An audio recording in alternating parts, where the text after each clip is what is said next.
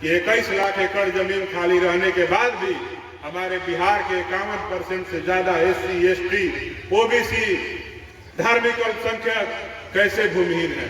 जमींदारों के पास जो जमीनें थी वो जमीनें सरकार लेकर के उसका पर्चा बना बना करके जो भूमिहीन लोग थे उनको बराबर बराबर बांटने का काम की थी। लेकिन बिहार की सरकार और उस समय के बिहार के जो मुख्यमंत्री थे वो किस जाति के थे नहीं थे ये आप सबको पता है।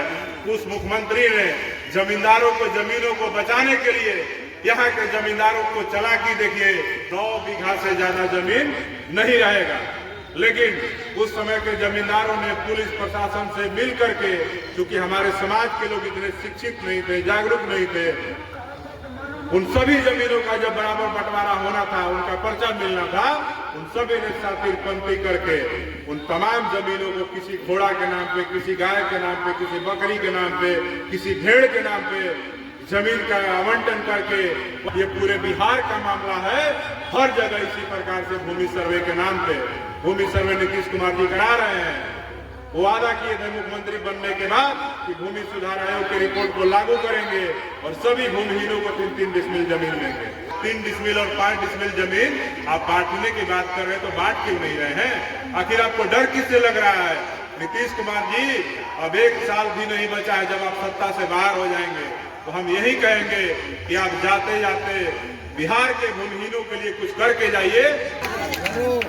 आप सबको चाहिए ना जमीन, अपना रहने के लिए घर चाहिए ना, तो आप सबको भीम आर्मी के साथ खड़ा होकर के, हमारे जिला अध्यक्ष हैं संतोष जी और इनकी पूरी टीम, इनका साथ देना होगा और आपको इन सब के साथ खड़ा होकर के अपने हक अधिकार को छीनने का काम करना होगा। आज उसी बाढ़ की समस्या से जूझ रहा है। आज भी यहाँ लोग भुखमरी के कगार पे हैं, अपना अस्थायी जीवन यापन नहीं कर रहे हैं। आज भी यहाँ के बच्चे पलायन कर रहे हैं, उनको शिक्षा नहीं मिल रहा है, समुचित रोजगार नहीं मिल रहा है। कोसी में कोई बड़ा ऐसा यूनिवर्सिटी नहीं है जहाँ पे 10,000 20,000 स्टूडेंट पढ़ाई कर सके।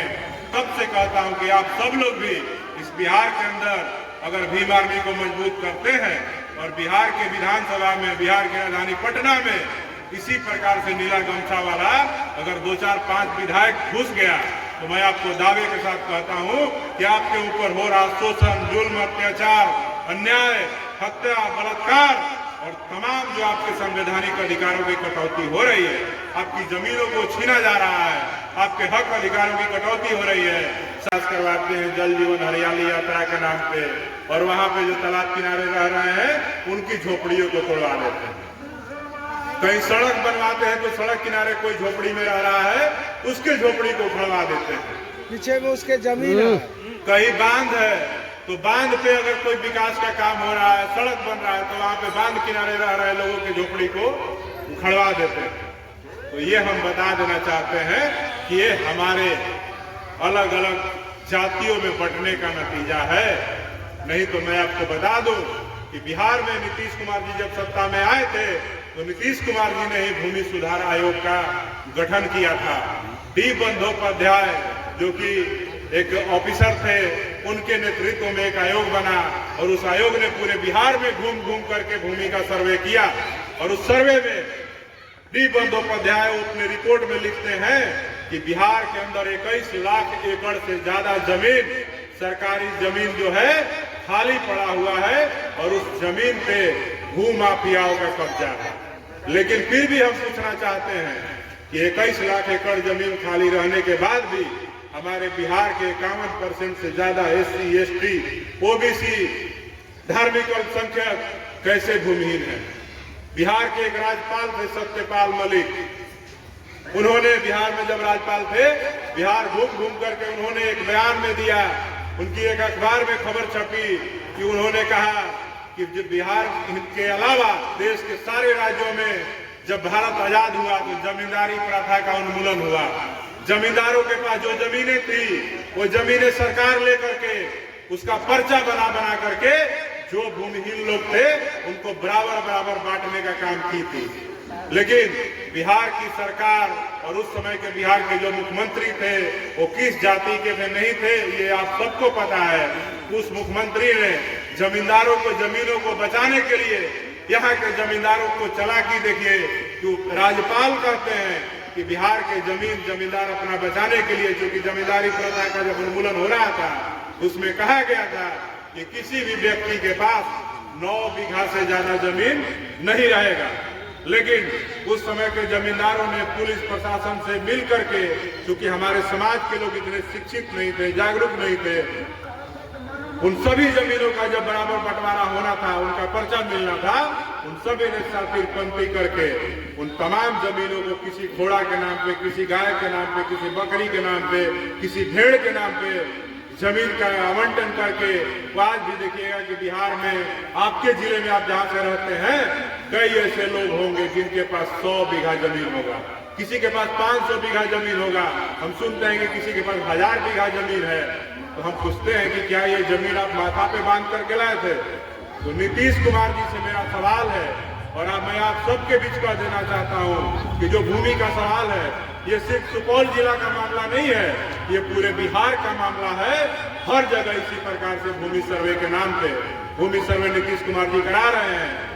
वो वादा किए थे मुख्यमंत्री बनने के बाद कि भूमि सुधार आयोग की रिपोर्ट को लागू करेंगे और सभी भूमिहीनों को 3-3 डिसमिल जमीन देंगे। उनसे आगे बढ़ करके एक और बयानवीर मुख्यमंत्री बने बिहार में, जीतन राम मांझी जी, जो कि खुद मुसहर समाज से, दलित समाज से आते हैं। उन्होंने कहा कि हम 5 डिसमिल जमीन लेंगे। हम पूछना चाहते हैं कि आज भी बिहार में 21 लाख एकड़ जमीन खाली है, और आज भी 51% से ज्यादा अनुसूचित जाति, जनजाति, पिछड़े वर्ग के लोग, धार्मिक अल्पसंख्यक भूमिहीन कैसे हैं? जब 3 डिसमिल और 5 डिसमिल जमीन आप बांटने की बात कर रहे हैं, तो बांट क्यों नहीं रहे हैं? आखिर आपको डर किससे लग रहा है? नीतीश कुमार जी, अब 1 साल भी नहीं बचा है, जब आप सत्ता से बाहर हो जाएंगे तो हम यही कहेंगे कि आप जाते जाते बिहार के भूमिहीनों के लिए कुछ करके जाइए, और यहाँ के जो खास करके अनुसूचित जाति, जनजाति समाज के लोग हैं, जो आज भी सड़क किनारे, नहर किनारे, बांध किनारे, तालाब किनारे रहने को मजबूर हैं, वैसे लोगों को सबको 5 डिसमिल नहीं तो कम से कम 3-3 डिसमिल जमीन ही बंटवारा कर दीजिए। और जो सुपौल का मामला है, जिस प्रकार से यहाँ पे व्यापक स्तर पे भूमि का मामला आया है, मैं आप सबके बीच कहता हूँ कि हमारे भीम आर्मी के जिलाध्यक्ष मौजूद हैं और उनके टीम के जो लोग हैं, आप सब एक दिन यहाँ पे डीएम कार्यालय का घेराव का कार्यक्रम रखिए। मैं खुद आऊंगा, और मैं दावे के साथ कहता हूँ कि आप सबकी भूमि का बंटवारा, जिनको पर्चा मिला है, जिस आपके भूमि पे पर्चा मिलने के बाद भी आपको कब्जा दखल नहीं है, आपकी जमीन पे कोई भू माफिया, कोई जमीन माफिया, कोई बाहुबली कब्जा करके रखा है, उस तमाम जमीनों को छीन करके जिला प्रशासन से आपको लौटाने का काम भीम आर्मी करेगी। आप सब बताइए, मैं आप सब यहाँ पे 200-250 लोग मौजूद हैं, मैं आप सबसे पूछना चाहता हूँ कि जिस दिन यहाँ पे जमीन के मसले पे और सुपौल के मसले पे यहाँ के डीएम कार्यालय का घेराव किया जाएगा, क्या आप सब जितनी संख्या में मौजूद हैं, इसकी 10 गुना संख्या में आप सब आएंगे? आप सबको चाहिए ना जमीन, अपना रहने के लिए घर चाहिए ना? तो आप सबको भीम आर्मी के साथ खड़ा होकर के, हमारे जिला अध्यक्ष है संतोष जी और इनकी पूरी टीम, इनका साथ देना होगा, और आपको इन सब के साथ खड़ा होकर के अपने हक अधिकार को छीनने का काम करना होगा। आज समझ लीजिए कि इस देश में ये हालात है, गरीब के लिए अलग कानून है, अमीर के लिए अलग कानून है, गरीब के लिए अलग स्कूल है, अमीर के लिए अलग स्कूल है, गरीब के लिए अलग अस्पताल है, अमीर के लिए अलग अस्पताल है।